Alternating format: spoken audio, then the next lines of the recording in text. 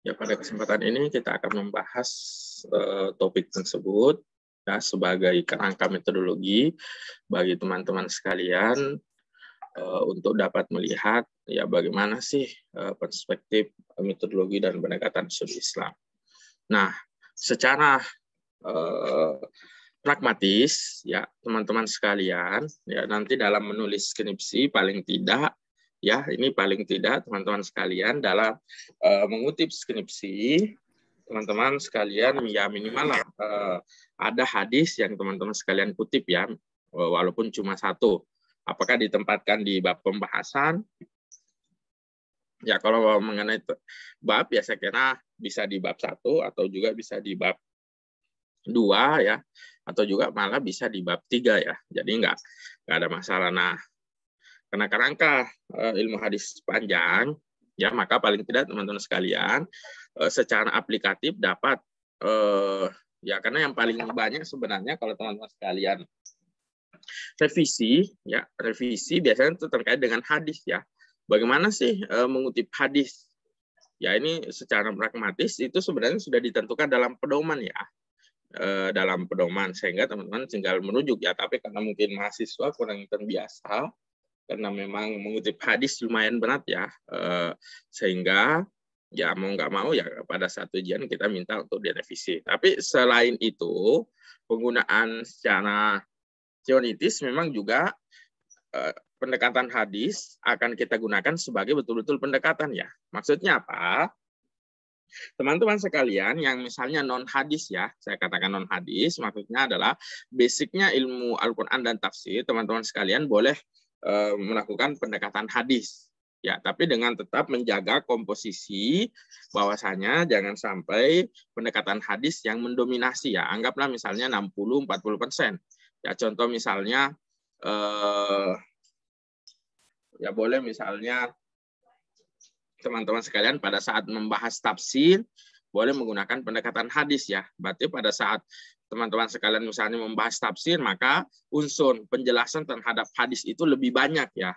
Lebih banyak menjelaskan ya, mulai dari mungkin sanad periwayatan, mulai dari matan dan seterusnya. Karena ini gambaran umum, memang kita akan panjang ya membahas terkait dengan ilmu hadis, tapi setidaknya pada kesempatan ini kita tidak juga bermaksud untuk mengulangi mata kuliah ulumul hadis atau takhrijul hadis atau terkait dengan hadis, tapi kita akan merefresh kembali ya, karena ini kebutuhan terkait dengan bagaimana sih melihat penelitian-penelitian hadis ya. Kemudian tentu banyak istilah-istilah yang mungkin lebih luas dan lebih dalam daripada ulumul Quran ya teman-teman sekalian, sehingga memang hadis, sehingga harapan paling dasar ya atau outcome dari mata kuliah kita terkait dengan MPSI di topik ini paling tidak teman-teman sekalian dapat menggunakan kerangka ulumul hadis dalam penelitian ya. Minimal maksudnya adalah teman-teman dapat mengutip hadis dengan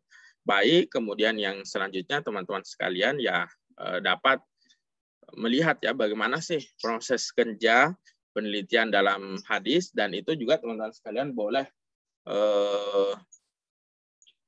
boleh menggunakan pendekatan hadis walaupun basic teman-teman sekalian adalah ulumul Quran ya. Jadi nanti misalnya hadis-hadis yang diteliti terkait dengan Israiliyat, terkait dengan ini, teman-teman akan lebih banyak menguraikan terkait dengan hadisnya ya. Kurang lebih maksudnya seperti itu. Nah, kalau kita dalam basic ilmu hadis, pendekatan yang dimaksudkan itu seperti yang saya sampaikan eksternal, maka sebenarnya yang berkembang ya, yang populer sekarang adalah bagaimana sih fahmul hadis, pemahaman hadis dengan pendekatan sosiologis. Bagaimana sih pemahaman hadis dengan pendekatan antropologis, pendekatan sejarah, atau pendekatan sosiokultural. Ya, maksudnya apa?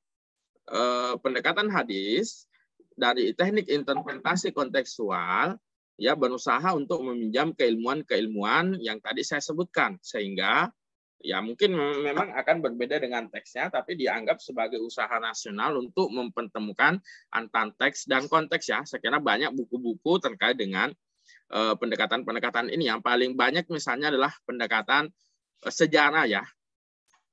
Ya, maksudnya apa? Untuk mengurai kembali konteks hadis ini, apakah berlaku secara umum atau hanya temporal ya, atau melihat posisi Nabi, pendekatan psikologi, apakah memang ini berlaku berlaku secara umum, atau jangan-jangan hanya konteks keluarga ya, atau konteks negara, atau mungkin konteks-konteks yang lain ya, kalau teman-teman nanti akan membaca bagaimana sih pemahaman hadis dengan pendekatan-pendekatan yang saya sebutkan. Tapi sebagai pengantar saya kira ini penting ya untuk dijelaskan. Ya mungkin kita tidak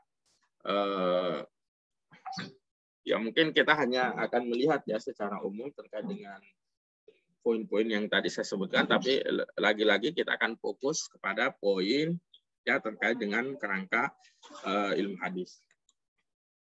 Baik, seperti biasa kita absen terlebih dahulu.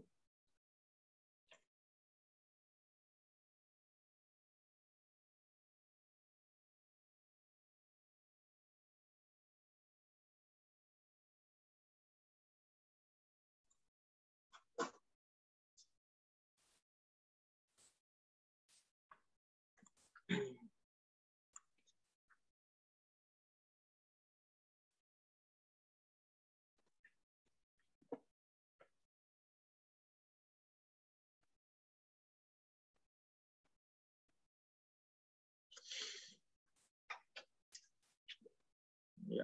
Jelita Arsy Nuraini. Hadirah, Pak.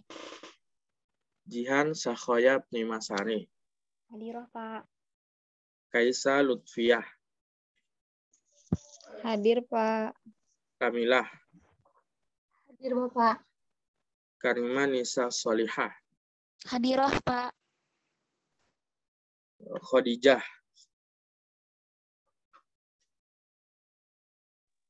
Hadirah, Pak. Khairun Nisa Nazifah.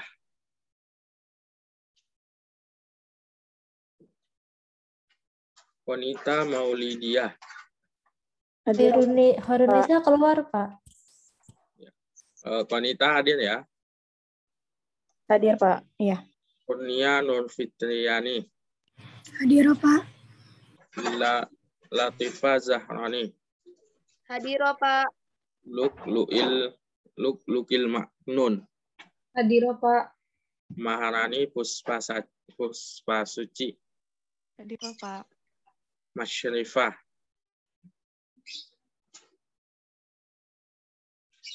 Masyrifah nggak ada ya. Mawaddah. Hadirah, Bapak. Mailina Nasution. Cuti, Pak. Ya. Miftah Fetricia Tamara. Hadir, Pak. Minhatul Maula. Hadirah, Pak. Miyah Salsabilah. Hadirah, Bapak. Munirah.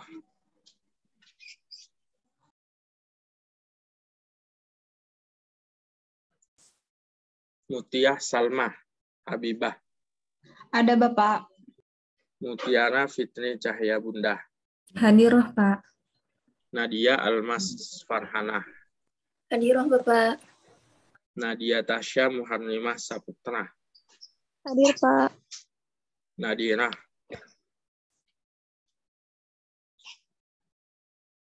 Keluar, Pak, Nadira. Nadra. Hadir, Bapak. Nafa Awalia Zulfahreza. Hadir, Pak. Nahdia Nurul Islamiyah. Hadir, Pak. Najiatul Fadilah. Hadir, Pak. Nashwa Amelia. Hadir, Pak. Nelly Nur Humairah. Hadir, Pak. Nelvi Rahmita. Hadir, Pak. Neng Asri Sofianti. Hadir, Pak. Neng Zenit Khairun Nisa. Hadir, Pak. Nestia Fitri Nasrul. Hadir, Pak. Nikmatul Walidaini Yezuloli. Hadir. Hadir, Pak. Novi Muflihatuz Zahra. Hadir, Pak. Novia Alifatul Fauzia. Hadir, Pak. Hadir. Nur Anissa. Hadir, Pak. Ya. Bapak Masyrifah hadir. Tadi Zoom saya di laptop nge-like, Pak. Nggak bisa pencet speaker tadi. Mas Syifah nomor berapa? Nomor 13 ya? 13. Nah, Ya. Masih ada yang lain? Munira juga hadir, Bapak. Muniro nomor 19 ya. Iya, Pak. Masih ada?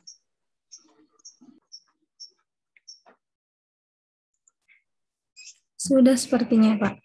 Iya. Sudah lengkap.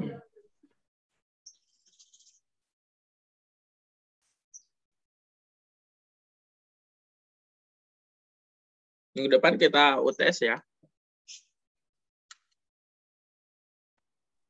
UTS-nya berupa soal, Pak. Tahu apa? Biasanya soal ya. Normalnya soal. Oke, Pak.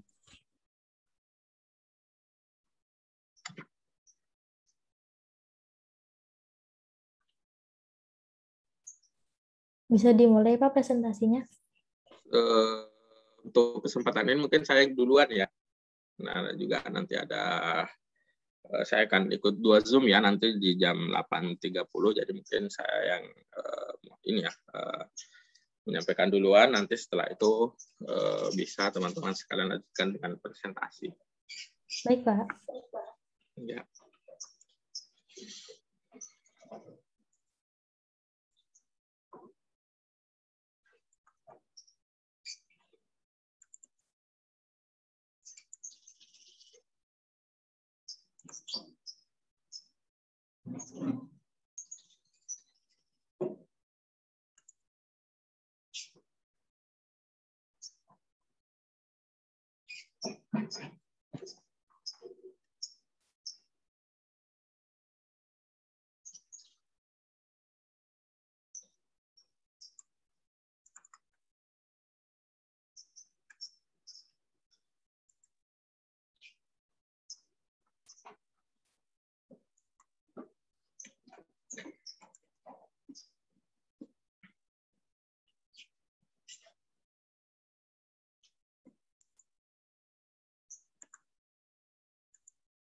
Ya, baik, saya mulai dulu dengan mereview makalah ya. Ya, walaupun tidak terlalu ini ya, tapi kita mulai ya, kita mulai dari mereview makalah.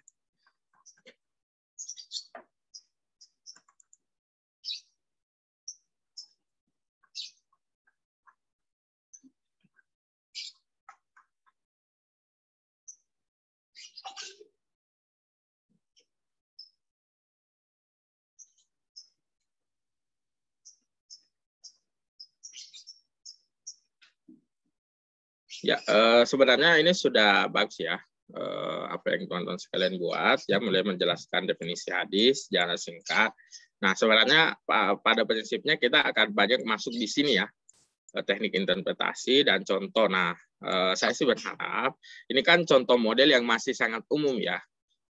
Apakah dia model penelitian skripsi atau penelitian yang lain, ya memang hanya disebutkan sebagai model ya. Nah, mungkin bisa nanti lebih spesifik menjelaskan terkait dengan contoh satu artikel ya yang dijelaskan, atau mungkin satu skripsi ya. Jadi kita langsung berbasis praktek supaya teman-teman sekalian setidaknya dapat memahami satu contoh pendekatan hadis ya, nanti bisa saya jelaskan.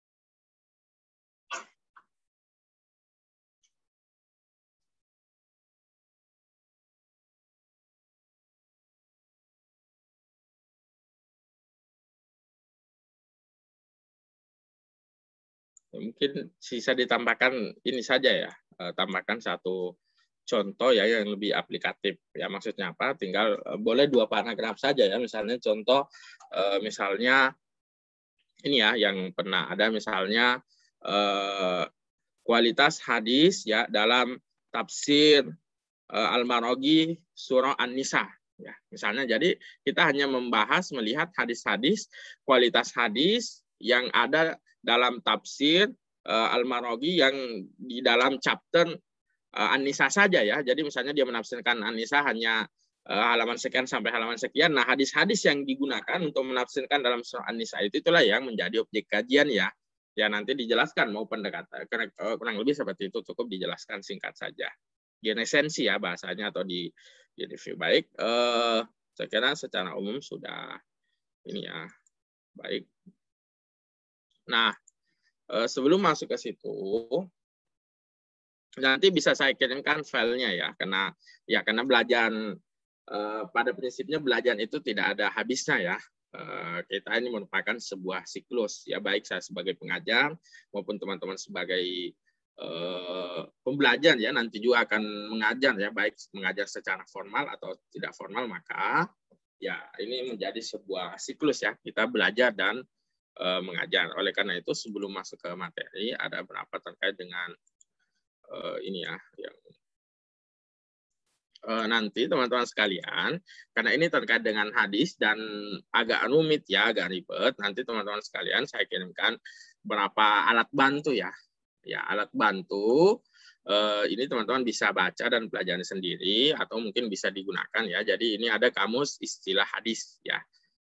Ada memang beberapa istilah spesifik ya yang sangat banyak, apalagi terkait dengan pembagian hadis ya. Kalau misalnya kita merujuk ke Abu Hatim ya sampai 40 cabang hanya untuk menjelaskan hadis doif misalnya ya. Jadi ya mungkin karena memang teman-teman sekalian anggaplah bisa bukan basic ya, tapi ini menjadi tetap penting teman-teman sekalian. Kalau memang tertarik ya dengan hadis, ada berapa istilah ya, nanti teman-teman bisa melihat ya. Kalau ini agak bagus ya karena dia langsung lengkap ya, misalnya istilah-istilah yang umum ya kita gunakan di dalam hadis ya, misalnya contoh apa sih yang dimaksud dengan misalnya yang paling umum ya, adil ya, karena kan kalau kita akan berbicara hadis ya, maka setidaknya teman-teman harus menguasai komponen yang disebut sebagai hadis ya. Nanti kita akan berbicara tentang kualitas, mata sola isnadu bil udul ya, sanadnya bersambung, perawinya harus adil. Nah, apa sih adil dalam ilmu hadis ya? Contoh misalnya ya, adil misalnya disebut ya berpegang teguh. Nah ini ya misalnya menurut As-Sam'ani keadilan seorang rawi ya, misalnya memelihara perbuatan, menjauhi dosa ya, ini misalnya ya contoh misalnya adil menurut definisi ya. Saya kira teman-teman bisa baca sendiri ya, ini hanya. Nah juga ada kamus istilah hadis yang kedua, ini PDF ya, jadi teman-teman sekalian bisa baca ya, tidak perlu dibeli, tidak perlu di-download.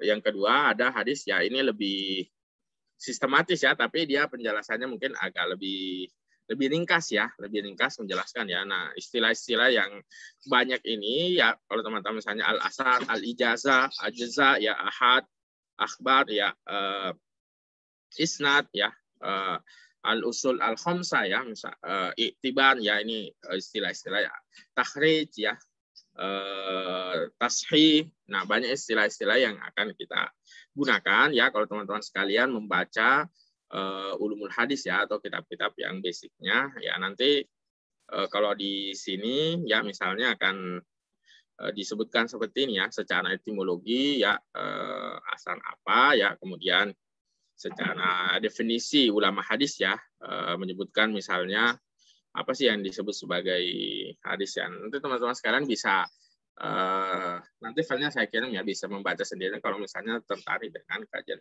hadis. Baik, selanjutnya kita masuk ke materi ya.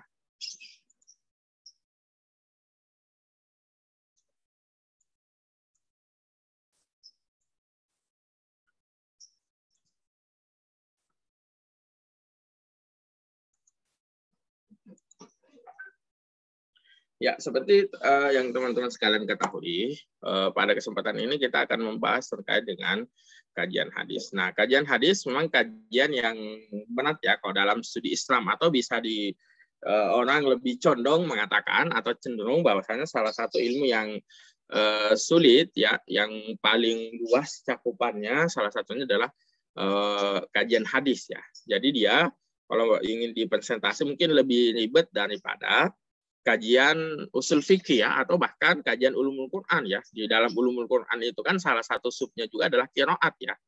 Ya, kalau mungkin qiraat rumit, tapi ternyata kalau kita lebih mendalami ilmu hadis ya mungkin lebih rumit lagi ya terkait dengan kajian-kajian hadis. Nah, apa sih ya yang disebut sebagai hadisun nabawi ya, atau hadis an-nabawi asy-syarif. Ya, saya ulang lagi ya, hadis ya tentu dalam istilah-istilah referensi keislaman ya, maka mungkin kita akan ketemu dengan sinonim hadis ya.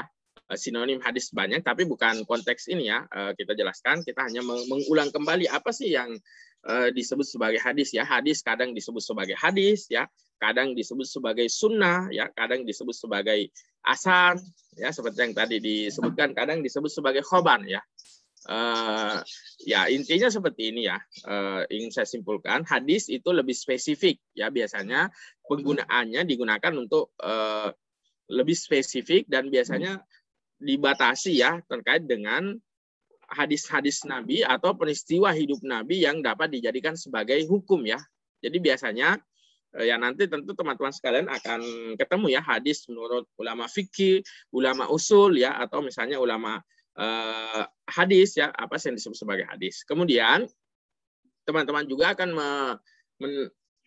akan ketemu dengan istilah yang disebut sebagai sunnah ya. Sunnah sebenarnya sama dengan hadis ya, tapi kecenderungan penggunaan ya dalam istilah sunnah adalah ya biasanya cakupannya lebih luas ya. Jadi aspek kehidupan Nabi ya, mau dia mengandung syariat atau tidak, bahkan mungkin sebagian sebelum Nabi belum jadi Nabi ya, bahkan dapat dikategorikan sebagai sunnah ya, atau dapat dibahasakan jalan hidup ya. Jadi kalau ingin dikomparasikan, hadis lebih spesifik, sunnah itu biasanya cakupannya lebih umum. Nah, ada juga yang disebut sebagai asar ya. Asar ini cakupannya lebih luas lagi ya teman-teman sekalian, karena kadang disebutkan, walaupun misalnya ada ulama ya yang menyebutkan secara spesifik, tapi secara umum asar biasanya merujuk ke hadis Nabi, bisa juga merujuk ke qaulus sahabah atau qaulus tabi'in ya. Jadi dia lebih banyak. Nah, khobar juga dapat diterminologikan sebagai hadis ya, tapi biasanya istilahnya juga lebih umum. Nah, karena istilah ini yang teman-teman sekalian harus pahami. Nah, apa sih yang disebut sebagai hadis? Ya, ini untuk mengantarkan nanti kita masuk ke dalam al-hadisun nabawi asy-syarif. Ya, biasanya kita akan ketemu setidaknya ada berapa istilah ya.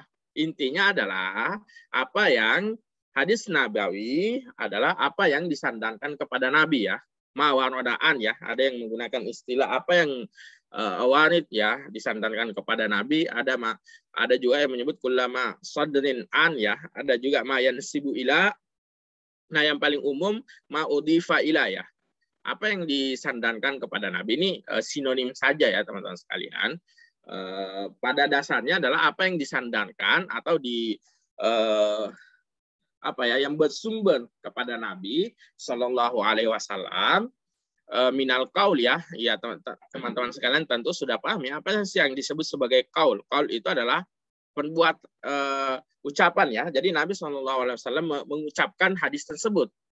Ya, misalnya Rasulullah SAW bersabda innamal a'malu binniyat ya.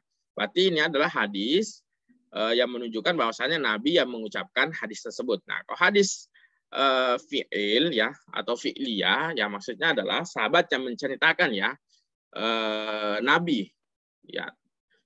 Contoh misalnya karena Nabi Shallallahu Alaihi Wasallam ya, Nabi Shallallahu Alaihi Wasallam ya dalam kondisi sholat dia seperti ini ya. Jadi sahabat yang menceritakan pekerjaan atau hal yang dilakukan oleh Nabi. Kalau takrir ya, saya kira juga ini banyak ya hadis-hadis yang atau konsep peristiwa yang tidak diingkari oleh Nabi Shallallahu Alaihi Wasallam, sehingga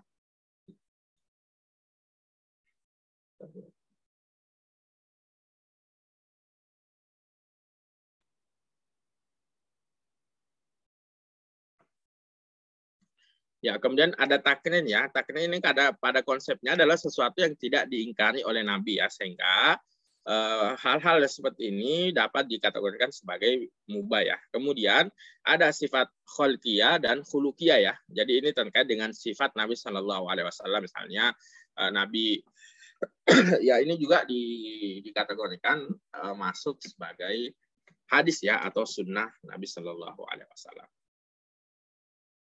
Nah, terkait dengan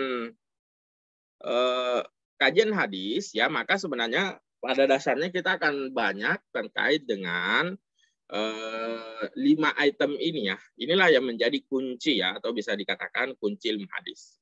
Maksudnya apa? Apa sih yang disebut sebagai hadis sahih?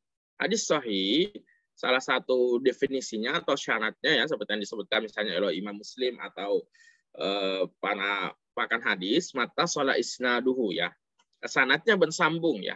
Jadi kita akan menguraikan apa sih yang disebut ketersambungan sanad ya. Ketersambungan sanad berarti akan menghubungkan para perawi ya, melihat ya tahun wafat, tahun lahir, namanya apakah betul sezaman atau tidak ya. Jadi kajiannya akan luas dan mendalam terkait dengan ittisalus sanad ya. Jadi kita akan menghubungkan apakah sanadnya bersambung atau tidak ya. Ini komponen yang pertama. Kemudian yang kedua, bil udul ya. Jadi ini setelah sanadnya bersambung, maka kita akan melihat kepada pribadi rawi. Ya, tentu dalam satu hadis rawinya itu mungkin ada 7 ya, mulai dari Nabi sampai mukharrij. Nah, kita akan berbicara tentang keadilan rawi. Apakah rawi ya secara individu itu adil atau tidak ya? Seperti yang tadi saya sampaikan, apa yang disebut sebagai adil ya? Tentu dia Islam ya, kemudian menjaga muru'ah, tidak melaksanakan hal-hal yang makruh misalnya ya. Nah, kemudian yang ketiga terkait dengan dobit ya. Ini terkait dengan kekuatan hafalan ya, proses transmisi. Apakah dia mentransmisi bil makna dengan lafaz ya, atau misalnya kekuatan hafalannya memang itu sehingga dapat dipertanggungjawabkan secara ilmiah bahwasanya memang sahabat ini mentransmisikan apa yang dia dengar dari perawi di atasnya, kemudian dia dia sampaikan juga kepada muridnya ya, sehingga dobit ini yang akan menjadi banyak istilah ya, istilah yang akan kita ketemu dalam ilmu hadis. Sehingga pada dasarnya apa sih yang disebut sebagai hadis hasan ya? Biasanya hadis hasan itu ada kelemahan ya di proses dobit ini ya, sahabatnya atau para perawi ada yang dobit ya, dobitnya tidak kuat ya, nanti di sini kita akan ya hafalannya mungkin lemah dan seterusnya, sehingga kualitas hadisnya menurun ya. Ini terkait dengan sanad ya. Ya, sanad itu pada dasarnya adalah untuk memastikan apakah Nabi Shallallahu Alaihi Wasallam betul-betul yang menyampaikan hadis tersebut ya. Jadi ini terkait dengan proses transmisi. Ya, proses transmisi di 2 aspek 3 item ini berbicara terkait dengan sanad ya. Ya, sanad. Nah, kemudian yang kedua ya, ini akan berbicara tentang matan. Ya. Apakah setelah proses transmisinya jelas, maka apakah ada syaz ya atau illah dalam matan hadis tersebut? Nah, ini syaz itu maksudnya adalah ya ini lebih banyak ke bahasa ya, menunjukkan apakah ini memang bahasa Nabi ya, atau jangan-jangan ini bahasa sisipan sahabat. Ya, kemudian illah ini ada cacat ya, atau ada kejanggalan ya. Ini kejanggalan, ini ada ini ya, ada illah ya. Biasanya istilahnya disebut ada illah ya, atau ada cacat atau ada kelemahan ya terkait dengan matan hadis. Nah, ini juga merupakan satu pembahasan tersendiri.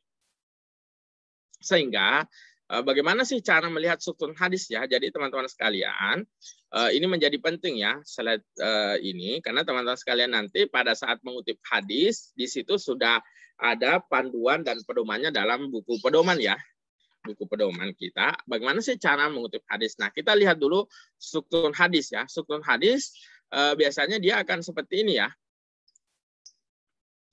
Struktur hadis itu ya, kalau teman-teman sekalian melihat di kitab asli ya atau kitab-kitab induk dalam kitab hadis ya, maka teman-teman sekalian akan menemukan tulisan seperti ini ya. Misalnya ini jelas ya karena sudah langsung disebutkan di depan. Berarti ini Sahih Al-Bukhari nomor 80 ya. Ya, kadang ada juga yang tidak mencantumkan tergantung cetakan. Nah, Hadatsana Muhammad bin Bashar ya telah menceritakan ya, berarti kalau teman-teman sekalian melihat seperti ini berarti ini Bukhari ya, berarti Imam Bukhari bercerita.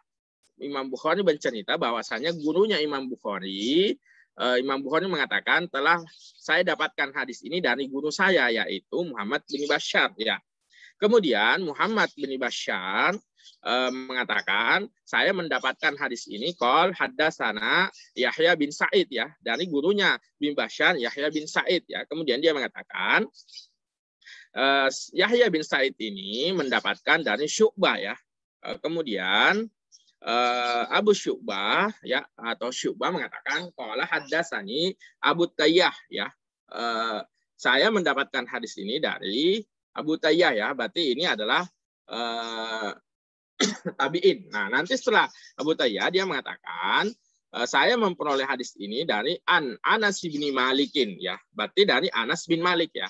Nah, inilah yang disebut sahabat, ini Bukhari yang disebut sebagai mukharrij ya. Ya. Kemudian berarti dari Anas bin Malik sahabat ya. Berarti ini sahabat ya teman-teman sekalian, bertemu dengan Nabi. Anas bin Malik mengatakan ya, ani Nabi Shallallahu Alaihi Wasallam qol ya, berarti ini hadis kaul ya. Nabi Shallallahu Alaihi Wasallam bersabda, yassiru wala tu'assiru wa basyiru wala tunaffiru ya. Permudahlah, jangan menyusahkan ya. Kemudian berilah kabar gembira dan jangan membuat orang lari ya. Kurang lebih seperti itu. Nah, yassiru ya wala tu'assiru. Nah, jadi struktur hadisnya Nabi Shallallahu Alaihi Wasallam mengucapkan hadis itu, kemudian qala Anas bin Malik ya sahabat, kemudian ke Abu Tayyah ya, kemudian ke Syu'bah ya, kemudian ke Yahya bin Sa'id ya, kemudian ke Muhammad bin Bashar ya, kemudian ke Imam Al-Bukhari. Ya, ini ya yang disebut sebagai struktur hadis. Nah, dalam pedoman IIQ ya, dalam pedoman IIQ ini kan dalam kajian hadis ini panjang ya. Nah, makanya ada yang disebut sebagai ikhtisar. Ikhtisar adalah membuang sanad ya, berarti sanad dari Abu Tayyah sampai kepada Muhammad bin Bashar ini dihilangkan ya. Jadi langsung yang kita butuhkan adalah sahabat yang meriwayatkan dari Nabi, kemudian mukharrijnya siapa, kemudian hadisnya apa ya. Nah, komponennya seperti itu. Nah, kalau teman-teman lihat di kitab asli akan seperti ini ya, sehingga inilah yang disebut sebagai matan hadis ya, matan hadis. Inilah yang disebut sebagai sanad ya, rangkaian dari Nabi sampai kepada Imam Bukhari atau mukharrij, inilah yang disebut sebagai sanad atau periwayat ya. Kemudian inilah yang disebut sebagai lafal tahammul ya. Sigot periwayatan, ada sami'tu, ada qala, ada an ya, ada haddasana, haddasani ya, itu yang disebut sebagai sigot periwayatan teman-teman sekalian. Kemudian inilah yang disebut sebagai mukharrij ya. Mukharrij yang mengkodifikasi ya menjadi sumber hadis tersebut. Saya kira ini ya yang menjadi kata kunci ya dalam ilmu hadis ya, supaya nanti teman-teman sekalian lihat ya. Nah, ya tentu tadi sudah disebutkan ya secara istilah apa sih itu sanad ya, apa sih itu rawi ya, apa sih itu. Nah, contoh ya, nanti kita bisa melihat ya kalau dalam beberapa teks itu sudah didefinisikan ya. Contoh misalnya berapa keterangan terkait dengan keterangan ya, keterangan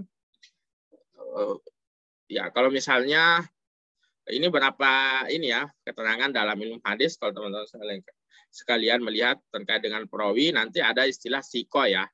Dia adil ya, soduk, labaksa ya, misalnya buruk hafalannya makbul, majhul, doif ya. Ini istilah-istilah untuk menjelaskan tentang perawi ya. Nah misalnya ini ya Malik, Anas bin Malik ya, kemudian ini ya. Nah inilah yang tadi yang disebutkan ya.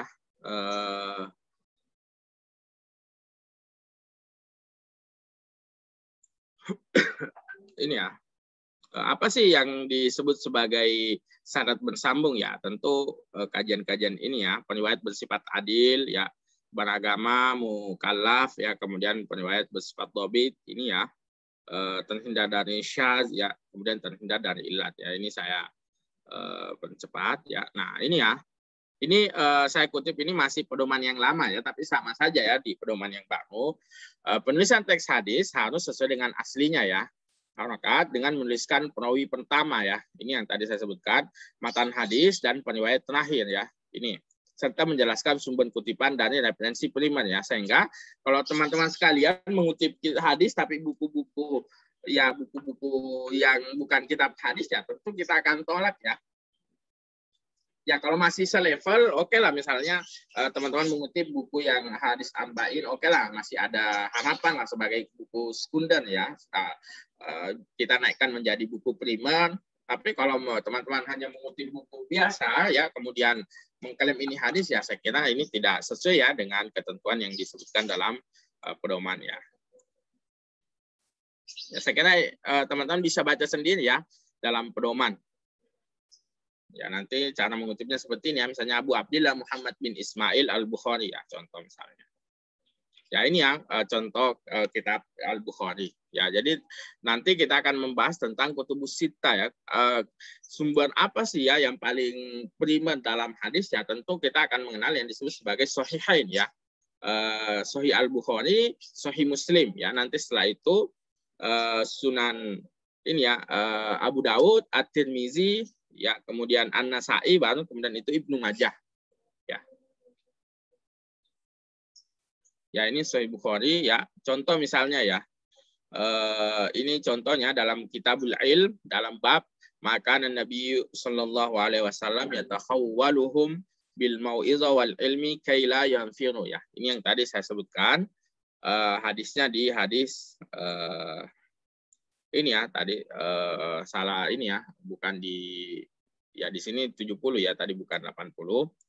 Hadatsana Muhammad bin Bashar ya, qala hadatsana Yahya bin Sa'id, qala hadatsana Syu'bah, qala hadatsani Abu Tayyah an Anas ya, ani Nabi sallallahu alaihi wasallam yasiru wa la tu'assiru wa basyiru wa la tunaffiru ya. Ini contoh misalnya ya hadisnya. Nah, maka ini ya hadisnya seperti ini. Ya, berarti dapat kita ini ya, dapat kita sebutkan ya. Oh, seperti dalam panduan dia berada di kitab ilmu ya, bab Nabi Shallallahu Alaihi Wasallam, metode Nabi dalam menyampaikan pembelajaran dan ilmu agar tidak membuat orang lari ya, nomor 80 misalnya jilid 1 halaman 245 ya. Sehingga kalau ingin dikutip ya kurang lebih cara mengutipnya seperti ini ya. Iya, boleh tidak lengkap ya, tapi saya kurang lebih seperti ini ya. Jadi teman-teman sekalian pada saat mengutip hadis nanti bisa seperti ini ya. Contoh sebagaimana yang disebutkan dalam hadis. An Anas bin Malikin ani Nabi sallallahu alaihi wasallam qala yassiru wa la tu'assiru wa basyiru wa la tunaffiru ya, dari Anas. Kemudian cara mengutipnya ya berarti seperti ini ya. Ini satu footnote ya. Berarti ini footnote 1 ya. Berarti ya, ini boleh keterangan ya, hadis nomor 80 dalam kitab ilmu bab metode Nabi sallallahu alaihi wasallam. Baru setelah itu ini Abu Abdillah Muhammad bin Ismail bin Ibrahim Al-Mughirah Al-Jufi Al-Bukhari ya, Sahih Al-Bukhari. Sama kemudian nanti daftar pustakanya seperti ini ya. Ini contoh kalau kalian mengutip hadis. Ya, ini banyak ya pengertian hadis, kelanjutan, sebab urut dan macam-macamnya ya. Ada yang disebut sebagai hadis mutawatir ya. Ini konsepnya ya, supaya ini mutawatir berarti diriwayatkan oleh 10 orang lebih ya. Jadi dari Nabi, kemudian sahabat, kemudian tabi'i, tabi'ut tabi'i, kemudian misalnya Al-Bukhari ya. Ini konsep yang disebut sebagai mutawatir. Kemudian ada aziz. Aziz itu biasanya hanya dua ya, dua perawi. Kemudian ada gharib ya, hanya satu. Kemudian ada maktu ya, ada masyhur ya, nanti ada mauquf ya, kemudian ada muallaq ya, kemudian ada mu'dhal ya, kemudian ada munqati, ada mursal ya, ada qudsi ya. Ini kalau hadis qudsi, ada syahid ya, maratib ilmu hadis ya. Saya kira ini ya untuk memberi gambaran terkait dengan kajian-kajian ilmu hadis. Nah, dalam kajian ilmu hadis yang paling populer itu teman-teman sekalian melakukan yang disebut sebagai takhrij ya, takhrijul hadis. Apa sih yang disebut sebagai biasanya sih ya, kalau kita sudah berbicara hadis maka teman-teman sekalian harus memiliki kemampuan yang disebut sebagai takhrijul hadis ya. Tentu definisi takhrij ini berkembang ya sesuai dengan peruntukannya. Takhrij ya di masa awal ya maksudnya adalah mengeluarkan hadis dari sumber aslinya ya. Sumber aslinya siapa? Ya tentu Nabi ya. Tapi setelah zaman kodifikasi hadis, maka takhrij itu definisinya bergeser, mengeluarkan hadis dari sumber primer ya. Nah, sumber primer itu siapa? Ya paling tidak dalam kajian hadis kita mengenal dengan kitab-kitab hadis rujukan ya.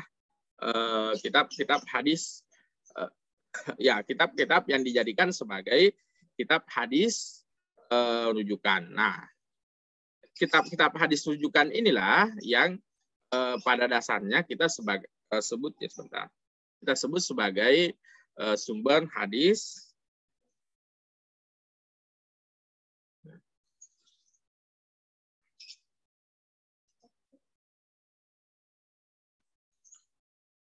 yang kita sebut sebagai sumber hadis primer. Nah, ada berapa kitab ya?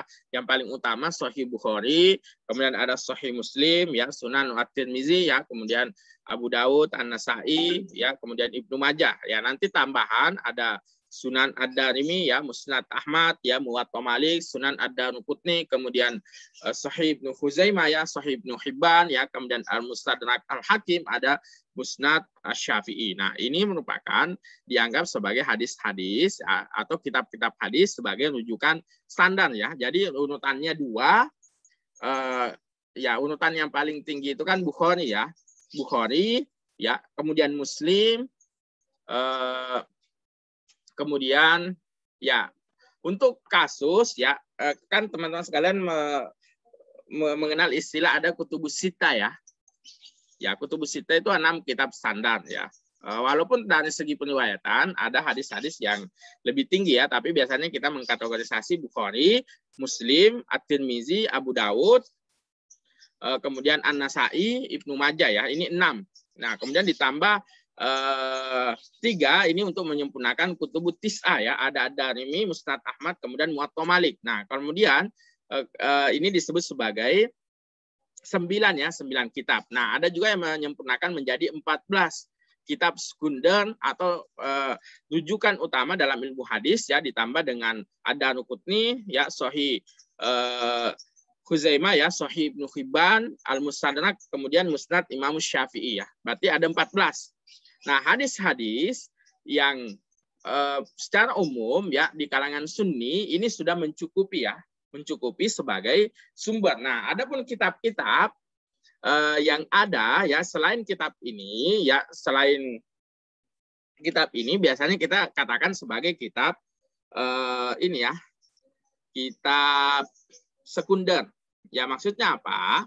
Kitab-kitab yang ada juga merujuk ke kitab ini ya, misalnya Lu'lu'ul wal Marjan ya. Ya, itu adalah kumpulan hadis Sahih Bukhari yang dipilih oleh Muhammad Fuad Abdul Baqi misalnya ya, atau misalnya Ibnu Hajar Al-Asqalani dia mensyarah kitab ini ya. Jadi tingkatannya sudah bukan kitab hadis pada dasarnya, tapi kitab syarah al-hadis ya. Misalnya Sahih Bukhari sangat banyak ya, ada sampai 50-an syarah yang terkenal ya. Kemudian ada Muslim ya, Muslim yang terkenal Imam An-Nawawi ya, syarah Sahih Muslim, ada Riyadhus Shalihin, ada kitab-kitab yang ya ini masih kategori ya, tapi kalau teman-teman merujuk ke sumber-sumber itu masih oke lah ya, misalnya Umdatul Ahkam atau kitab-kitab yang masih basicnya sejalur, ya oke lah kita terima. Tapi kalau teman-teman sekalian mengutip kitab hadis ya, mengutip hadis tapi di penulis-penulis yang bukan basicnya keilmuan hadis ya, saya kira tentu kita akan tolak ya karena tidak dianggap relevan. Nah, saya kira ini ya yang menjadi penting terkait dengan kajian ilmu hadis. Nah, tadi kita jelaskan apa sih yang disebut sebagai takhrijul hadis? Ya pada dasarnya adalah untuk menguasai komponen hadis ya, untuk mengeluarkan hadis dari sumber aslinya. Ya berarti apa sih yang kita lakukan? Ya tentu kita akan iktibarus sanad. Ya yang pertama kita akan melakukan kajian metodologi pencarian bagaimana sih cara mencari hadis. Ya pertanyaan paling mendasar, bagaimana sih cara mencari hadis ya? Kalau dalam buku-buku metodologi setidaknya disebutkan ada 6 ya cara menemukan hadis. Yang pertama ya, kalau teman-teman sekalian mengetahui temanya apa ya, mengetahui sahabat yang meriwayatkan siapa ya, ini yang disebut sebagai keadaan hadis ya. Teman-teman mengetahui ikhwalul hadis tersebut ya, tentu ini akan dapat dilacak ya. Dia berada di hadis sahih, di hadis doif, atau misalnya hadis yang lain, atau misalnya juga sahabat yang meriwayatkan, atau bisa juga berdasarkan mukhonis, atau bisa juga berdasarkan kajian kosakata ya, atau matan hadis. Nah, misalnya kalau ini ada Miftah Kunuzus Sunnah ya, ada juga Mu'jam Mufahras al Hadis An-Nabawi ya, karya Wengsing ya. Itu juga ensiklopedia atau indeks hadis ya, teman-teman bisa melihat di komponen itu, oh ternyata hadis yang saya cari berada di kitab ini. Ya tentu dengan berbagai kerumitan ya. Nanti setelah teman-teman sekalian mencari, baru setelah itu teman-teman sekalian melakukan klasifikasi. Oh ternyata hadis innamal a'malu binniyat setelah ditelusuri dia ternyata cakupannya ada 70 jalur periwayatan ya. Ya dari 70 jalur itu nanti teman-teman akan klasifikasi ya. Oh ternyata sekian jalur yang berbicara tema yang sama ya, misalnya innamal a'malu binniyat terkait dengan proses perang ya, hijrah, kemudian proses ini, itulah yang disebut klasifikasi. Nanti setelah itu baru iktibar sanad, nanti setelah itu iktibar matan, nanti setelah itu teman-teman sekalian akan melakukan fahmul hadis ya. Nah disinilah fahmul hadis masuk yang teman-teman sekalian ceritakan bagaimana sih pendekatan yang ada dalam menafsirkan hadis ya. Nah ya, di situ sebenarnya banyak masuk ya yang disebut sebagai fahmul hadis.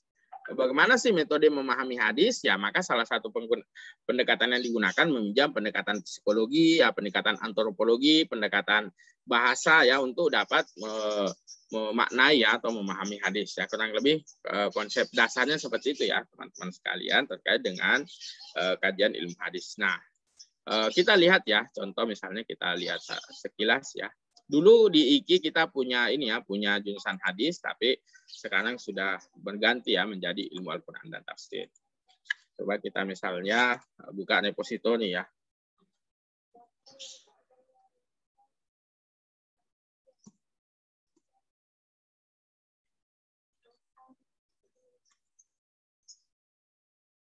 Ya, kalau terkait dengan skripsi ya, judul-judul yang digunakan ya, misalnya kita ke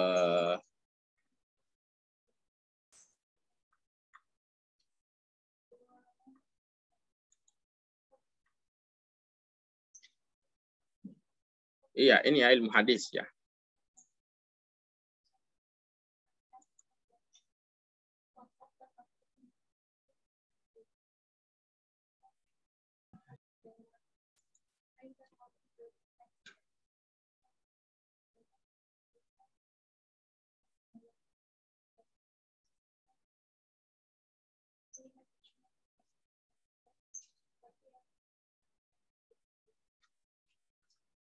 Bentar ya.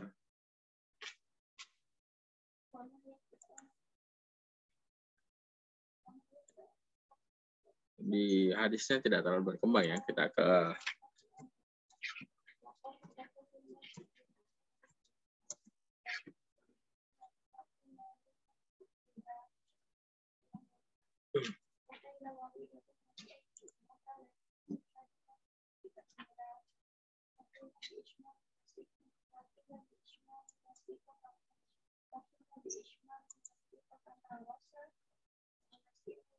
ya, ini contoh ya, contoh kajian-kajian hadis. Ya, kajian hadis juga paling menggunakan kajian tematik ya. dekat dengan Al-Quran, misalnya muntad dalam perspektif hadis Nabi Shallallahu Alaihi Wasallam ya, telah hadis man baddala dinahu faqtulu ya, contoh misalnya ya. Kemudian binatang buruan ya, as-said perspektif Al-Quran ya, suatu kajian maudu'i ya boleh juga, tapi di sini mungkin lebih banyak dia penggunaan hadis ya, karena dia prodinya prodi hadis ya. Kemudian misalnya ya tradisi pembacaan hadis ya pada perayaan Isra Mi'raj ya, kemudian living sunnah misalnya ya, kemudian jadi kajian-kajian yang ini ya, kalau teman-teman sekalian basicnya adalah tafsirnya, tapi kalau teman-teman sekalian basicnya IAT ya, maka teman-teman sekalian menggunakan pendekatan tafsir sebagai alat bantu ya, untuk membantu menganalisis kajian ke teman-teman sekalian. Tentu dengan pendekatan hadis ini sudah sangat mendalam ya. Teman-teman misalnya surah An-Nisa saja hadisnya ada berapa misalnya ya, yang tergantung penafsiran yang teman-teman sekalian misalnya bahas ya. Kurang lebih konsepnya seperti itu ya. Saya kira ini ya tambahan. Kemudian selanjutnya kita persilahkan ya untuk pemakalah pada Jelita Arsyinura ini, Nelvi Rahmita Nur Anissa, ini semuanya sudah hadir ya? Sudah, Pak. Lengkap ya? Alhamdulillah, Pak. Ya baik, karena sudah lengkap ya, dan juga tadi sudah kita antarkan, maka silakan dipresentasikan makalahnya. Nah, nanti setelah itu lanjut diskusi ya. Baik, Pak. Silakan. Baik, saya ambil alih. Bismillahirrahmanirrahim. Sudah kelihatan semua? Sudah. Kok langsung ini? Wait. Ya, bukan ini. Nah. Bismillahirrahmanirrahim. Assalamualaikum warahmatullahi wabarakatuh. Kami dari kelompok 6 pendekatan dan studi Islam, terdiri atas saya sendiri, Jita Aini, kemudian ada Nelvi Rahmita dan Nur Anissa, akan membahas tentang kajian ilmu hadis. Oke, pembahasan kami meliputi definisi ilmu hadis, kemudian kajiannya sejarah ilmu hadis, lalu objek kajian ilmu hadis, pendekatan ilmu hadis, teknik interpretasi kajian ilmu hadis, dan terakhir contoh model-model penelitian ilmu hadis. Yang pertama, definisi ilmu hadis yang akan disampaikan oleh Nur Anissa. Padanya dipersilakan.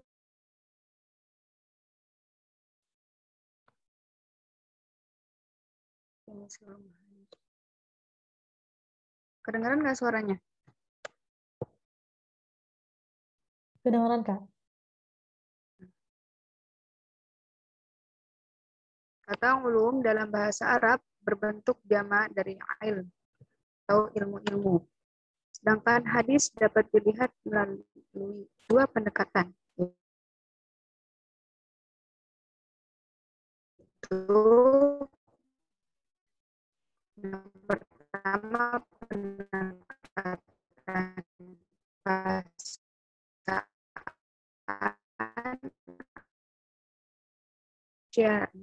sesuatu yang baru.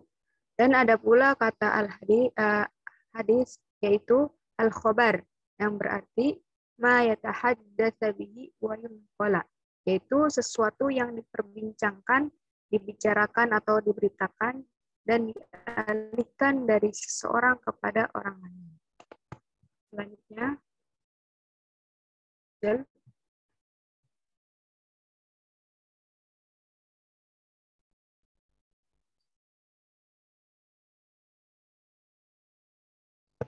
secara istilah, hadis dapat dilihat sebagai berikut, sesuai dengan latar belakang keilmuannya. Yang pertama, menurut ulama usul fikih, yaitu hadis adalah segala ketetapan yang berasal dari Nabi Shallallahu Alaihi Wasallam, Nabi Muhammad Shallallahu Alaihi Wasallam, yang bukan hukum fardu serta bukan wajib. Yang kedua, menurut ulama ahli fikih, yaitu hadis adalah segala ketetapan yang berasal dari Nabi Muhammad SAW yang bukan hukum fardu serta bukan wajib. Terus yang ketiga, menurut ulama ahli hadis, Hadis adalah segala sesuatu yang bersumber dari Nabi Muhammad SAW dalam bentuk ucapan, perbuatan, penetapan, perangai, atau sopan santun, ataupun sepak terjang perjuangannya, baik sebelum maupun sesudah diangkat menjadi Rasul. Jadi pengertian tersebut dapat disimpulkan bahwa hadis di dalamnya mencakup berbagai hal yaitu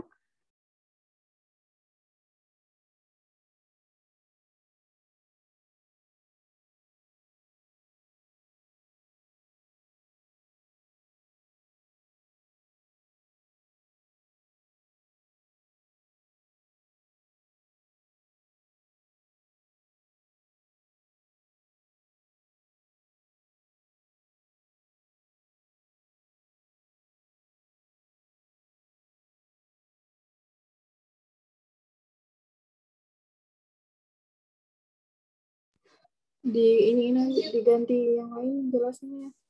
Oh, sinyal ya sepertinya Kak Anis. Baik, saya alihkan saja. Dari pengertian tersebut dapat disimpulkan bahwa hadis di dalamnya mencakup berbagai hal, yaitu yang pertama, perkataan. Ialah segala ucapan Nabi SAW dalam berbagai segi, misalnya masalah hukum, akhlak, akidah, pendidikan, dan sebagainya. Yang kedua, perbuatan. Perbuatan Rasulullah SAW merupakan penjelasan praktis terhadap peraturan-peraturan syara yang belum jelas cara mengerjakannya, seperti cara mengerjakan sholat, puasa, haji, dan sebagainya. Yang ketiga, penetapan atau takrir, yaitu keadaan Rasulullah SAW mendiamkan, tak mengadakan sanggahan atau persetujuan atas perbuatan sahabat yang dilakukan di muka beliau.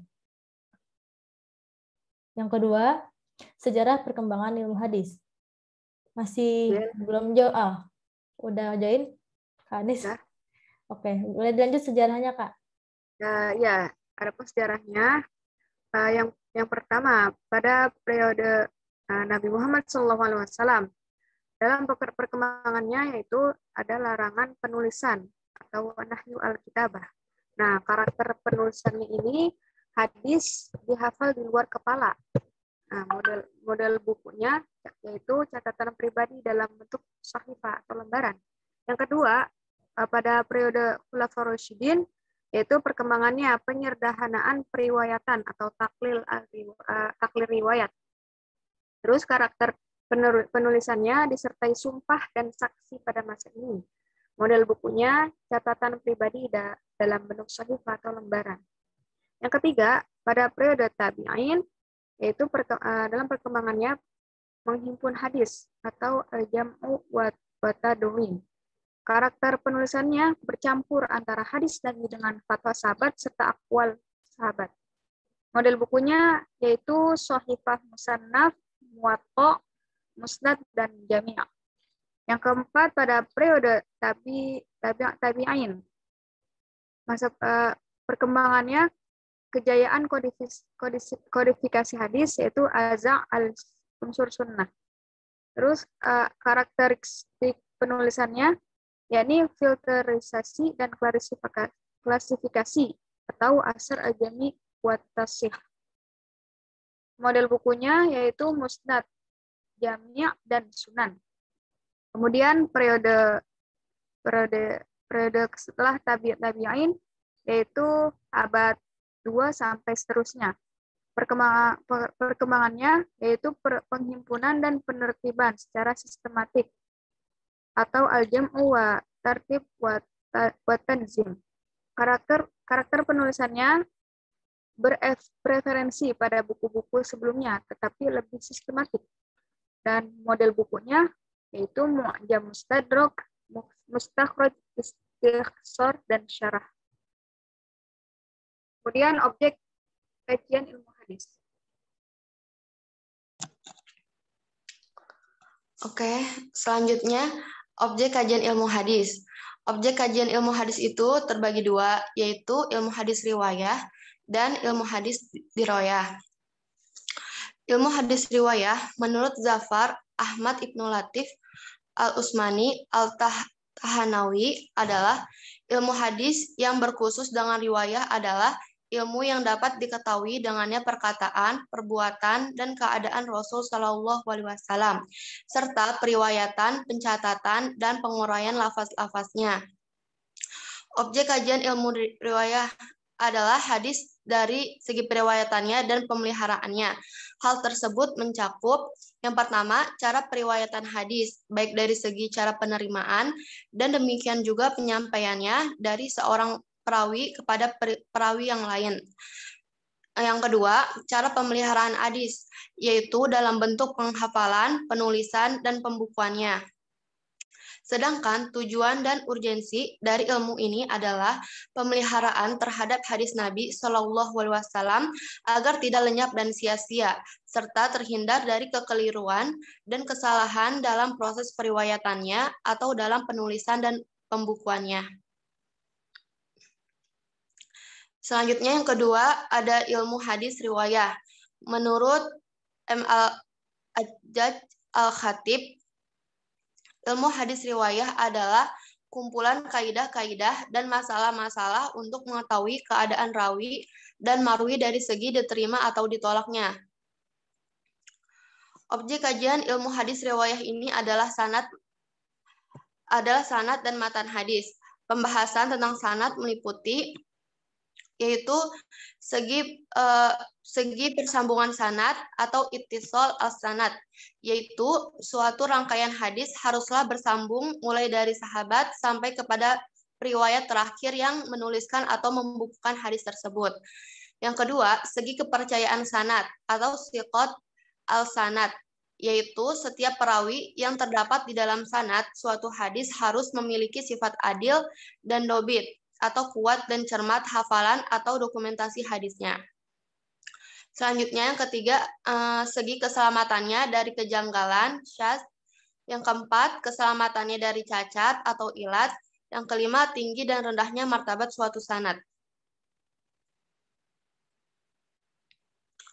Lanjutannya, pembahasan mengenai matan meliputi dari segi kesohihan dan kedoifan dan selamatnya, yaitu ada kejanggalan redaksi, rokakat alfaz, selanjutnya cacat atau kejanggalan pada maknanya, fasad al-makna, selanjutnya kata-kata asing atau gorib, yaitu kata-kata yang tidak dipahami berdasarkan maknanya yang umum dikenal. Tujuan dan urgensi ilmu hadis riwayat adalah untuk mengetahui dan menetapkan hadis-hadis yang makbul atau yang dapat diterima sebagai dalil atau untuk diamalkan, dan mardud yang ditolak. Selanjutnya, pendekatan kajian ilmu hadis. Pendekatan kajian ilmu hadis ada 3, yaitu pendekatan linguistik, pendekatan historis, dan yang ketiga pendekatan sosiologis. Yang pertama, pendekatan linguistik. Pendekatan bahasa dalam upaya mengetahui kualitas hadis tertuju pada beberapa objek. Yang pertama, struktur bahasa. Artinya, apakah suatu kata dalam matan suatu hadis yang menjadi objek penelitian sesuai dengan kaidah bahasa Arab atau tidak. Yang kedua, kata-kata yang terdapat dalam matan hadis. Apakah penggunaan kata-kata yang lumrah dipergunakan dalam bahasa Arab pada masa SAW atau menggunakan kata-kata baru yang muncul dan dipergunakan dalam literatur Arab modern. Selanjutnya ketiga, matan hadis tersebut mestilah menggambarkan bahasa kenabian. Keempat, menelusuri makna kata tersebut ketika diucapkan oleh Nabi Shallallahu Alaihi Wasallam, sama makna yang dipahami oleh pembaca atau peneliti. Terkadang suatu riwayat berasal dari Nabi tidak bertentangan dengan nas Al-Quran atau sunnah yang sahih, akal, kenyataan, atau sejarah. Tetapi riwayat tersebut tidak seperti perkataan kenabian, maka tidak dapat diterima sebagai hadis. Yang kedua, ada pendekatan historis. Salah satu langkah yang dilakukan oleh muhaddisin untuk melakukan penelitian matan hadis adalah mengetahui peristiwa yang melatar belakangi munculnya suatu hadis, atau yang disebut asbab al-wurud al-hadis. Mengetahui asbab al-wurud mempermudah memahami kandungan hadis. Dalam melakukan kritik hadis yang diketahui oleh dalam mengetahui kritik hadis yang diketahui memakai asbab al-wurud, maka akan sangat membantu untuk memahami maksud hadis. Yang ketiga, ada pendekatan sosiologis. Pemahaman terhadap hadis juga menggunakan pendekatan sosio-historis. Keadaan sosial, kemasyarakatan, dan tempat serta waktu terjadinya memungkinkan utuhnya gambaran pemaknaan hadis yang disampaikan, di mana dan untuk tujuan apa ia diucapkan, sekiranya dipadukan secara harmoni dalam suatu pembahasan. Oleh karena itu, pendekatan ini dapat dimanfaatkan sehingga diperoleh hal-hal yang bermanfaat secara optimal dari hadis yang disampaikan, sehingga maksud hadis benar-benar menjadi jelas dan terhindar dari berbagai perkiraan yang menyimpang.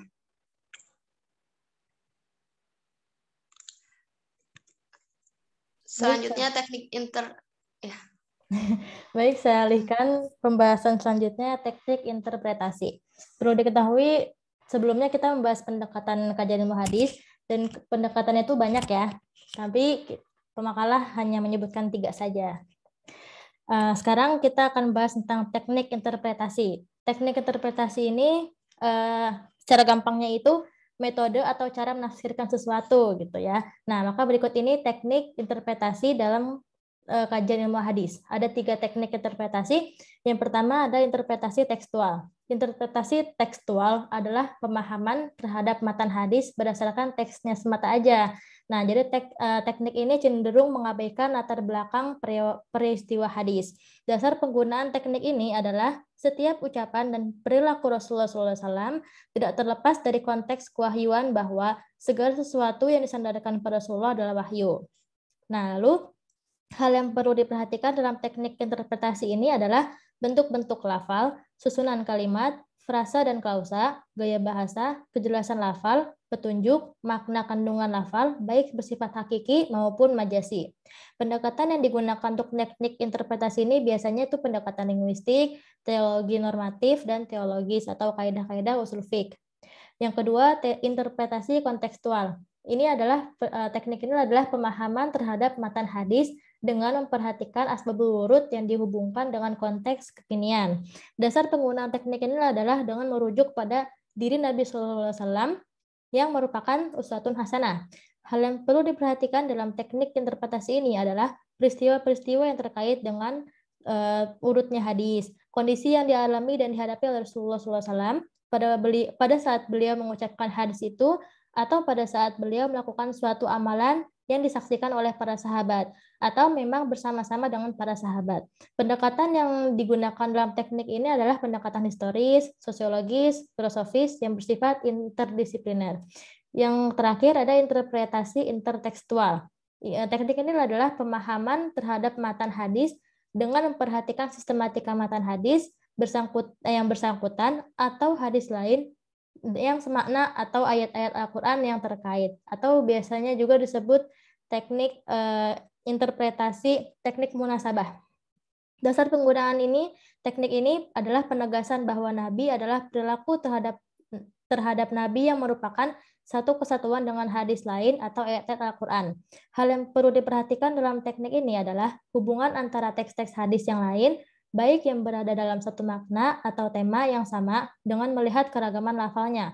Dan yang perlu diperhatikan adalah hubungan antara teks-teks hadis yang dikaji dengan ayat-ayat Al-Quran sebagai sumber ajaran dan sumber hukum Islam, terutama yang berkaitan dengan hubungan fungsional antara hadis dengan Al-Quran. Nah, yang terakhir kita akan bahas contoh-contoh model-model penelitian hadis. Nah, dulu pada penelitian awal hadis ini menggunakan 2 penelitian, yaitu penelitian pengkritikan. Contohnya itu yang dilakukan oleh ulama Ad-Daruqutni yang mengkritik hadis Sahih Bukhari dan Muslim, di mana beliau mengkritik antara lain yang pertama menurut beliau itu adalah berkaitan dengan lebih atau kurangnya rawi. Yang kedua berkaitan dengan perbedaan rawi disebabkan perubahan sanad. Yang ketiga, berkaitan dengan penyendirian. Yang keempat, sebagian rijalnya ada yang dituduh kurang jelas identitasnya gitu.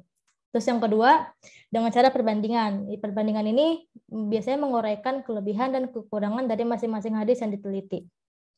Nah, seiring perkembangannya zaman, penelitian pun semakin berkembang. Contoh model-model yang kita ambil ini ada model Muhammad Quraish Shihab, di mana beliau meneliti Menurut Quraish Shihab ini meneliti dua sisi dari keberadaan hadis, yaitu mengenai hubungan hadis dan Al-Quran, serta fungsi dan posisi sunnah dalam tafsir.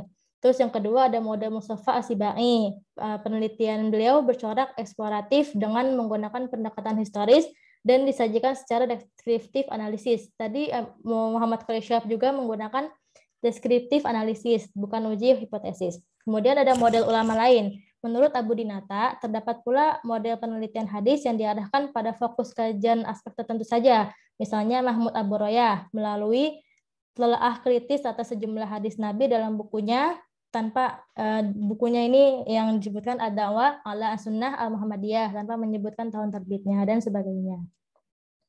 Nah, berdasarkan pada hadis-hadis penelitian, hasil-hasil penelitian tersebut, maka kini ilmu hadis tumbuh menjadi salah satu disiplin ilmu keislaman. Penelitian hadis tampak masih terbuka luas, terutama jika dikaitkan dengan permasalahan aktual. Penelitian terhadap kualitas hadis yang dipakai dalam berbagai kitab belum banyak dilakukan. Demikian pula hadis-hadis yang ada hubungannya dengan berbagai masalah aktual tampak masih terbuka luas. Berbagai pendekatan dalam memahami hadis juga belum banyak digunakan. Misalnya, pendekatan pedagogis atau pendekatan pendidikan, atau antropologis, ekonomi, politik, filosofis ini tampaknya masih belum banyak digunakan oleh para peneliti hadis sebelumnya. Akibat dari keadaan tersebut, tampak bahwa pemahaman masyarakat terhadap hadis pada umumnya masih bersifat parsial atau setengah-setengah. Maka kesimpulan dari yang kami dapat sampaikan adalah hadis ialah segala sesuatu yang diambil dari Rasulullah SAW, baik berupa perkataan, perbuatan, dan penetapan. Sedangkan ilmu hadis adalah suatu ilmu yang dijadikan pedoman untuk mengetahui kualitas sanad dan matan, serta mengetahui sahih tidaknya suatu hadis. Rekam jejak sejarah yang berlalu dari waktu ke waktu menunjukkan bahwa pentingnya mengkaji ilmu hadis yang terus berlanjut oleh para peneliti. Beranjak dari para ulama mutaqaddimin yang menggunakan istilah lazim kajian hadis, yaitu seperti ilmu mustalah hadis, ilmu usul hadis, atau ilmu ahlul athar, sedangkan ilmu menurut ulama mutaakhirin dikenal sebagai ilmu riwayah dan ilmu diroyah. Hal ini menunjukkan bahwa semakin berkembangnya zaman, relevansi aktualisasi hadis terhadap masa kini wajib lebih diperhatikan. Sebagaimana tafsir Al-Quran dengan menggunakan metode dan cara dalam penelitian, begitu juga dengan hadis. Berbagai pendekatan kajian hadis banyak ditemukan seperti menggunakan pendekatan sosiologis, historis, dan linguistik. Namun masih belum banyak dijumpai pendekatan lain seperti pendekatan pedagogis, ekonomi, politik, dan lain-lain. Sekian dan terima kasih. Selanjutnya sesi diskusi atau tanya jawab. Bagi yang ingin bertanya atau ada yang ingin menambahkan, menyanggah, kami persilahkan.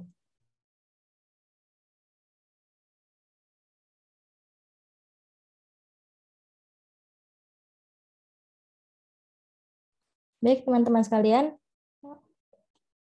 ada yang ingin bertanya? Aku izin bertanya, Jelita. Iya, Habibah, silahkan. Yang ada beberapa pertanyaan, boleh nggak? Ya, boleh, silakan. Yang pertama di bagian definisi. Kan katanya nih menurut ulama usul fikih, ketetapan yang berasal dari Nabi yang bukan hukum fardu serta bukan wajib. Berarti misalkan kalau hukum fardu serta hukum wajib itu harus oleh Al-Quran atau gimana? Ini kan ada pengertiannya seperti itu. Pertanyaan pertama bisa dipahami nggak, Jelita? Jadi pertanyaan tadi tuh tentang ini ya, menurut ulama ahli fikih, ketetapan berasal dari Nabi bukan hukum fardu serta bukan yang wajib. Bukan, ya sifatnya bukan hukum fardu dan bukan hukum wajib. Jadi apakah hukum fardu dan hukum wajib itu harus dijelaskan oleh Al-Quran dan bukan hadis gitu? Oh ya. Nah, kemudian pertanyaan kedua itu mengenai ini. Di bagian pendekatan linguistik itu kan ada menggambarkan bahasa kenabian. Seperti apa sih bahasa kenabian itu? Bahasa itu kenabian yang bagian ketiga tuh. Ya, oke. Terus pertanyaan terakhir tentang penelitian gitu. Tadi kan Bapak bahas tentang takhrij hadis. Apakah penelitian ini yang dimaksud dengan takhrij hadis? Udah cukup sekian. pertanyaannya. Terima kasih Jelita. Oke, sama-sama. Kita tampung dulu ya, Habibah.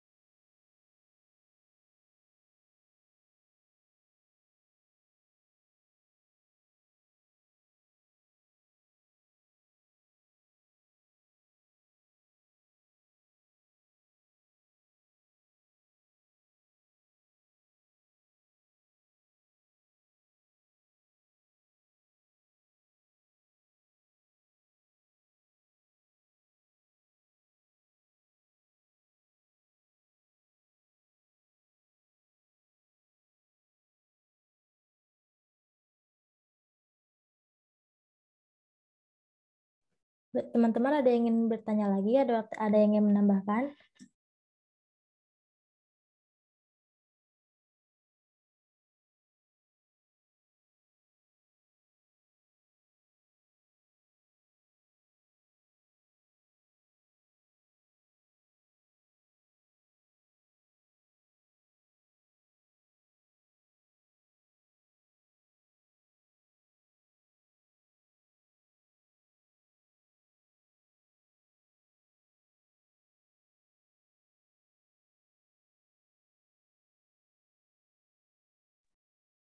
Jelita, Karima ingin bertanya.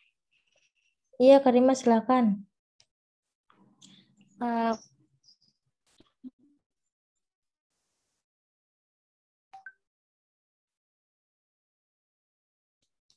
di makalah pada halaman 13 Suaranya putus-putus, Karima, mohon maaf. Tadi gimana? Bisa diulang? yang paragraf terakhir itu kan berbagai pendekatan dalam memahami hadis juga belum banyak digunakan, banyak berharap dari sebelumnya. Nah, yang itu bisa dikatakan ini pendekatan pedagogis itu bisa bertanya penjelasan. Kedengaran nggak? Suaranya Halo? Suaranya error Karima. Bisa diulang nggak? Keluar ya? Mungkin bisa lewat chat aja kali ya.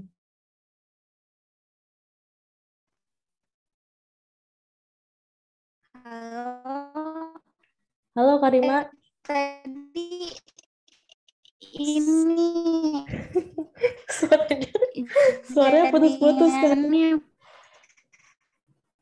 Kedengaran nggak tadi Jelita?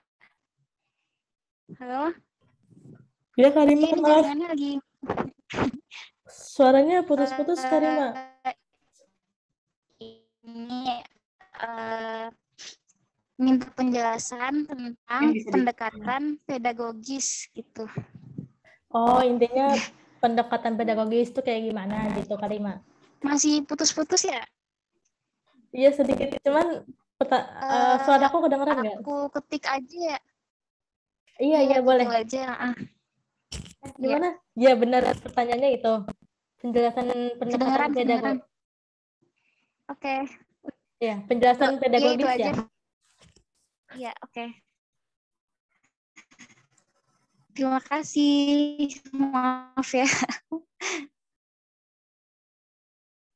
Ya Karima, kita tampung dulu ya pertanyaannya.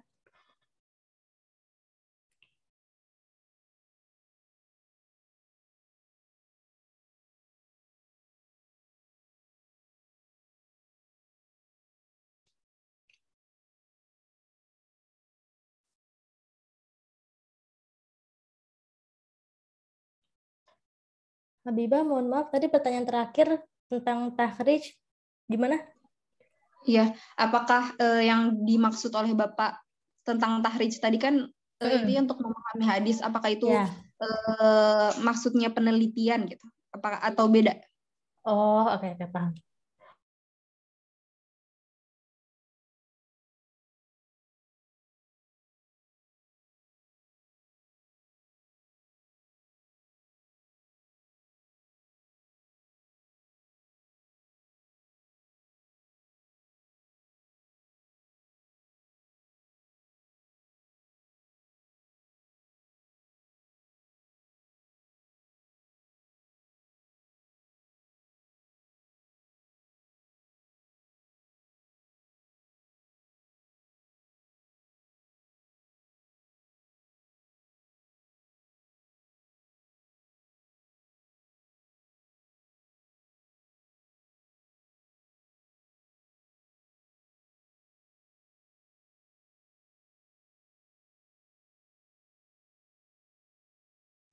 Masih ada yang belum dijawab atau Belum, Pak. Belum jawab semua. Ini masih pada nyari jawabannya, oh, Pak. ya.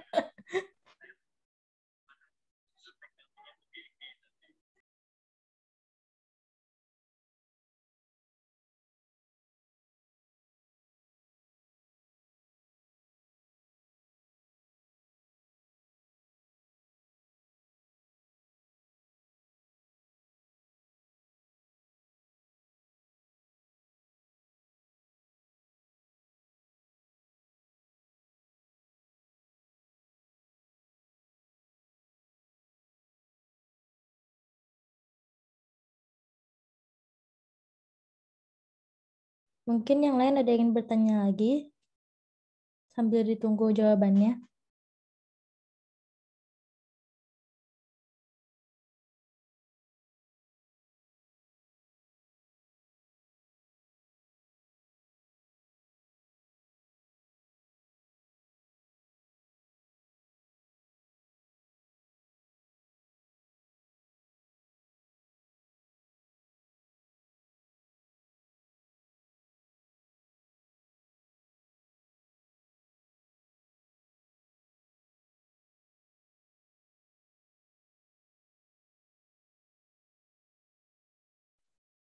Bismillahirrahmanirrahim. Mungkin saya mau jawab dulu pertanyaannya Karima ya tentang pendekatan pedagogis.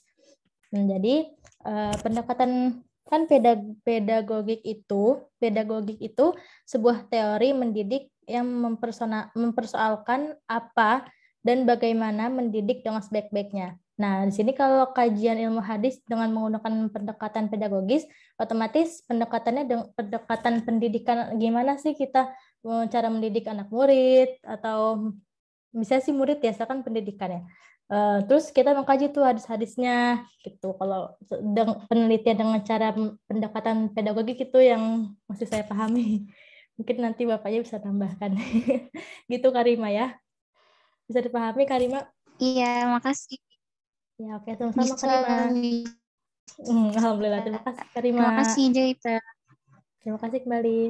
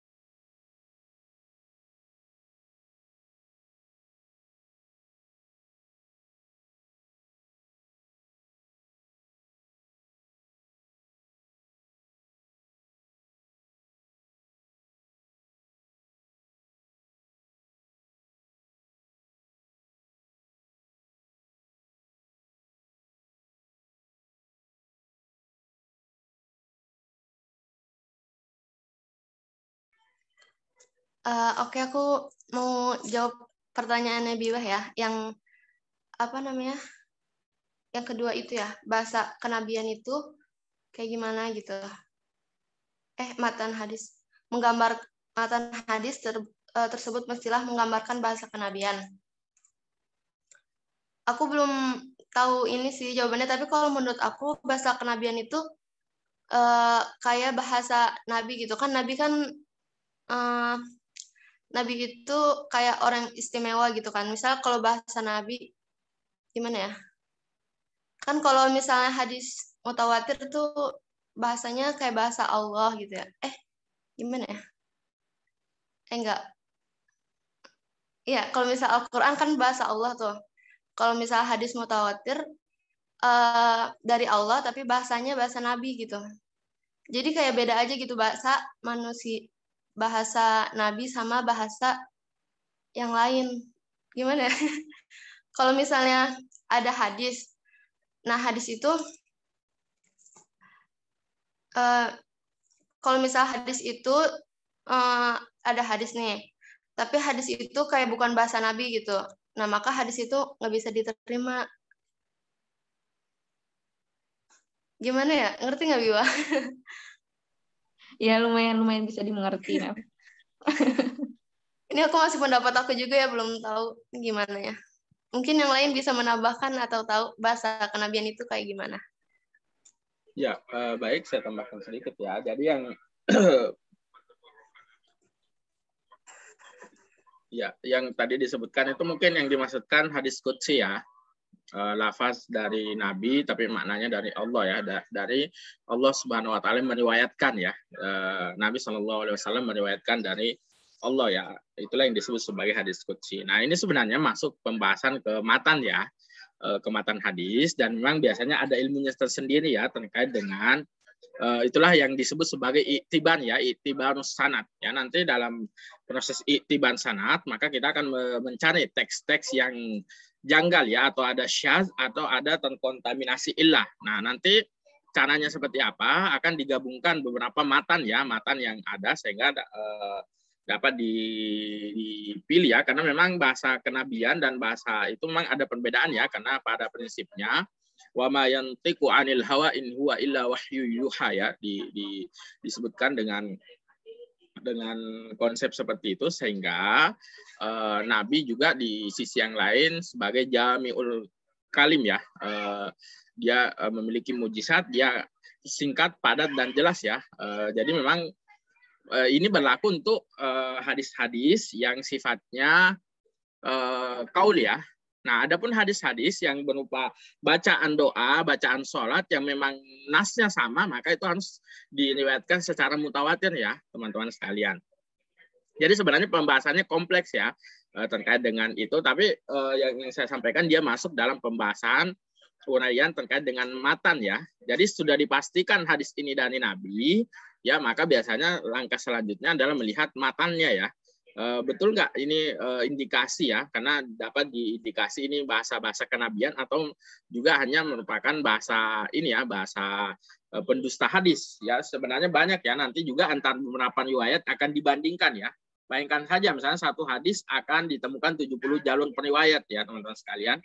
Nanti dilihat syarah para ulama mensyarah terkait dengan berapa kitab-kitab hadis yang disebutkan ya. Nanti teman-teman bisa merujuk beberapa referensi terkait itu ya, misalnya uraian apa sih ya karena dia sudah masuk di aspek matan ya, terkait dengan kalimat-kalimat yang biasa digunakan ya, apa ini memang ya memang biasanya banyak menggunakan intuisi ya. Semakin tinggi pemahaman seseorang, semakin bisa merasakan ini kok sepertinya bukan bahasa kenabian ya, ini kok sepertinya bahasa sahabat ya. Nanti teman-teman bisa lebih detail kalau melihat kitab-kitab yang menjelaskan tentang itu, bahkan dapat dibandingkan ya, oh ternyata ini ucapan Nabi hanya sampai di sini, ucapan ini merupakan ucapan sahabat. Nah, dan juga di sisi yang lain sebenarnya penggunaannya bukan cuma itu ya, tapi banyak.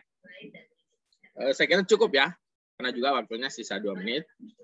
Nanti kalau ada hal yang akan didiskusikan nanti bisa dilanjutkan kembali. Tapi pada dasarnya terkait dengan hadis itu memang luas ya, luas dan panjang. Tapi pada prinsipnya teman-teman sekalian dapat menggunakan ya, atau dapat melihat pendekatan-pendekatan yang dimaksudkan.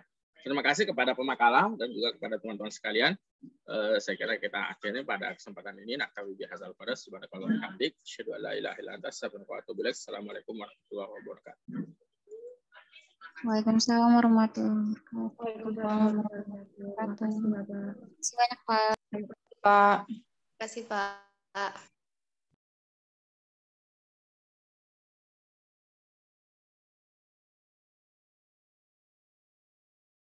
Guys, tempat kalian hujan nggak? Hujan hari ini.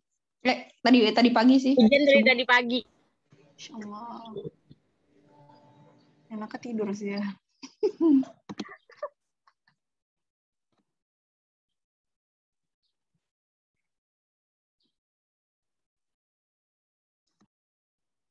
Teman-teman pemakalah, Jelita, Nelvi, Nisa, maafin ya. Aku Iya, nggak sangat apa-apa.